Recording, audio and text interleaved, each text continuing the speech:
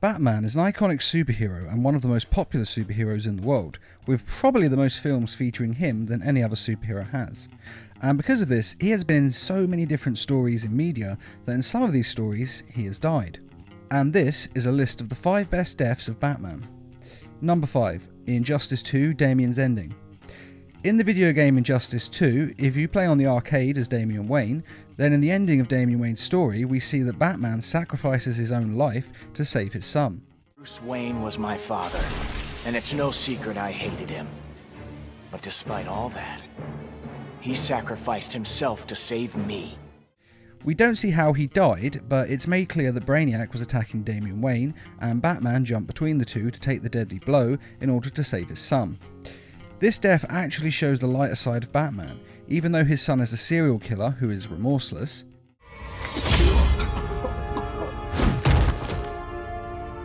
Problem solved. Who's next? Damn it, Damian!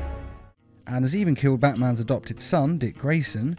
Even after all this, Batman still loves him, and sacrifices his own life to save the last member of his bloodline. I was so obsessed with escaping the Bat's shadow that I never appreciated what that symbol really meant. Not until I saw it stained with my father's blood. My blood. This also has a profound effect on Damian Wayne, and seeing his father's love for him, even after all he has done, changes him to his core. And so Damian Wayne decides to become the new Batman, to honour his father's legacy. Presumably this means he will also never kill again, as anything less than this would be a dishonour to his father's memory. But from now on, the world will know me as Batman. Number 4. Batman the Brave and the Bold: The Death Montage. The Joker has always been trying to beat Batman, and every time he tries, he fails. Though he never gives up, which is actually kind of impressive in a way. He has dealt some serious blows to Batman, even going so far as to cripple Batgirl. Candy grab!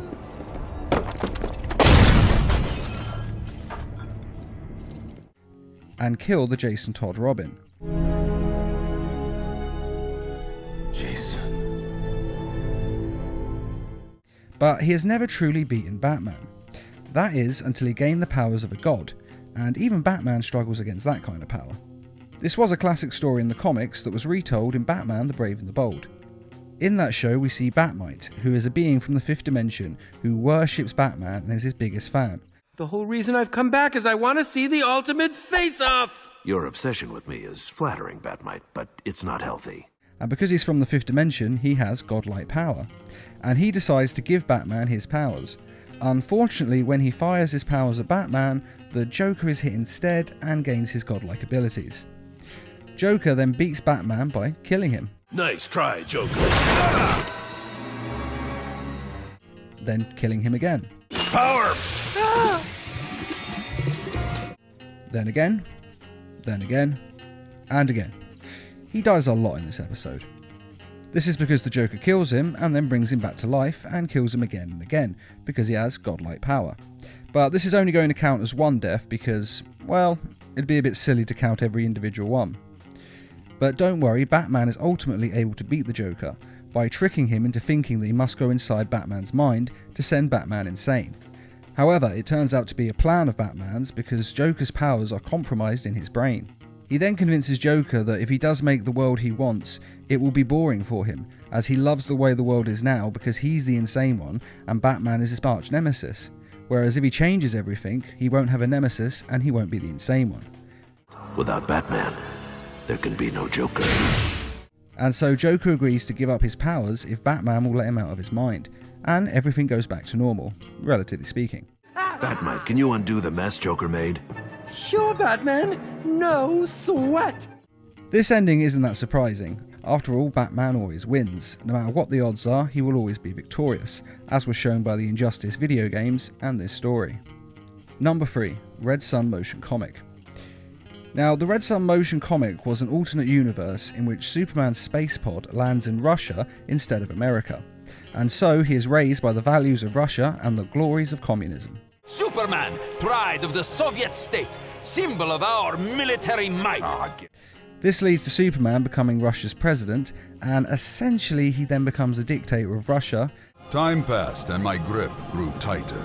Barely a decision was made across the length and breadth of the Soviet Union without my permission. And the whole world is scared of him and doesn't want him in charge, as they're afraid of him and his totalitarian rule. My apologies for interrupting a perfect evening of totalitarian oppression, but I've got a message here for anyone who values breathing. And so Batman aims to take him down and end his oppression of the people. He captures Wonder Woman and then uses her as bait to lure in Superman. And when Superman arrives, Batman then activates a series of lamps that give off red sun radiation, negating Superman's powers and enabling them to fight on equal terms. Well, not really equal, after all this is Batman we're talking about, so he's obviously more skilled. And though it may seem that Batman is going to win, it doesn't quite go his way. As I said, Wonder Woman is also there. She's tied up by her lasso of truth. And in this universe, she is deeply in love with Superman, kind of like in the Injustice games, but in the Red Sun universe, Superman uses this love to manipulate her more, and in this instance, he has her break her lasso of truth. And since the lasso of truth is connected to her by magic, when she snaps it, she snaps a part of herself and deeply damages her mind. But once she is free, she destroys the red sun radiation lamps, and Superman's powers return. And so Superman is about to take down Batman when he says that before the fight he placed a bomb inside himself in case the fight didn't go his way. And he then detonates the bomb, killing himself and making him a martyr to the cause of taking down Superman. If you haven't seen this motion comic, then you definitely should.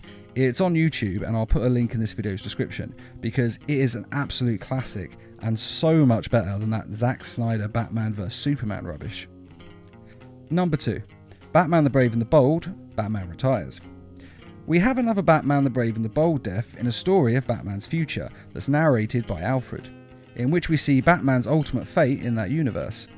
Batman defeats his arch-nemesis, the Joker, and decides to retire as a crime fighter, passing the Batman mantle to Dick Grayson. And so the mantle of Batman was passed, and justice endured. Batman endured.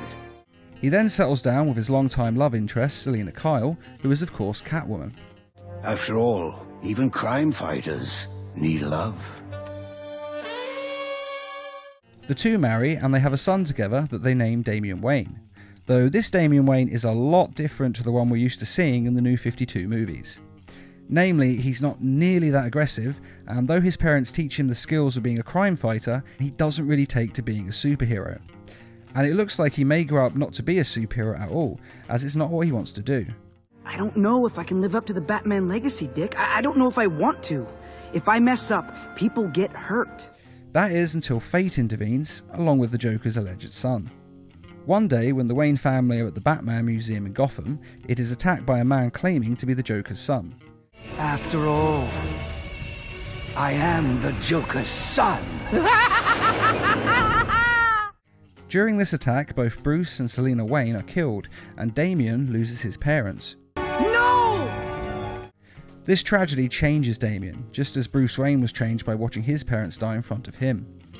And so Damian is forged into a crime fighter, and he joins Dick Grayson and becomes the new Robin. There's a new Robin in town, too. It is then revealed that the Joker is not dead, and has been in hiding all this time, and that he is the one who orchestrated Bruce Wayne's death by training and sending his fake Joker son to kill him, as he knew that Bruce Wayne was Batman. Oh, how'd I know? I'm crazy, not stupid, remember?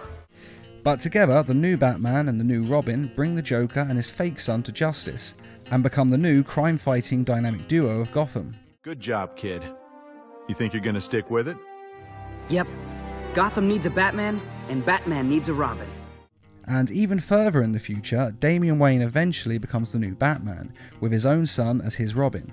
This of course means that one day, when his son grows up, he will also take over the mantle of Batman. The best part of this death is that it shows that no matter what happens to Bruce Wayne, and no matter the obstacles that future generations may face in life, the Batman legacy will always live on. Number 1. Justice League: The Flashpoint Paradox. In Flashpoint, we see an alternate version of the DC universe, resulting from the Flash going back in time to save his mother's life. His altering of the past caused ripples throughout time. These ripples change key events in DC history. Break the sound barrier and there's a sonic boom.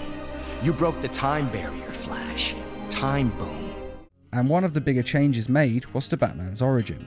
Now, we all know his origin of watching his parents die in a mugging, and this causing him to grow up to be Batman. But in this universe, his parents don't die in the mugging. Instead, the young child Bruce Wayne is the one who is killed by Joe Chill. Bruce is dead. I watched him die. My God, he's the one who died that night in the alley. Who is then beaten to death by Bruce Wayne's father, Thomas Wayne.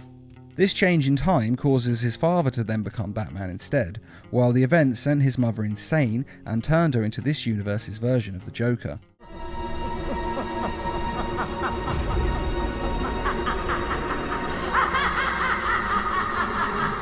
This whole concept is absolutely brilliant, and this is actually one of the better Flashpoint tie-in comics. And it's amazing to see that the movie actually went this dark, and it is a brutal end for Bruce Wayne. And if you don't think this death counts as a Batman death because technically it was Bruce Wayne who died before he was Batman, then bear in mind that his father's version of Batman, who has awesome glowing red eyes by the way, also dies in this movie. I may not be a very good doctor, but even I know a dead man when I see one. So no matter how you look at it, Batman dies in the Flashpoint paradox. And that is the 5 best deaths of Batman. Do you agree with this list, or is there another death that you think should have been mentioned? And which of these deaths is your favourite? Be sure to let us know in the comments, and I'd just like to say a quick thank you to those of you who made this video possible by donating to the Needle Mouse Productions page on Patreon. Patreon is enabling us to bring you more videos each week and to raise funds for adapting comic book stories into short animated films. If you wish to donate or just want to learn more, a link is in this video's description. And as always, thanks for watching and feel free to subscribe, share, like and comment.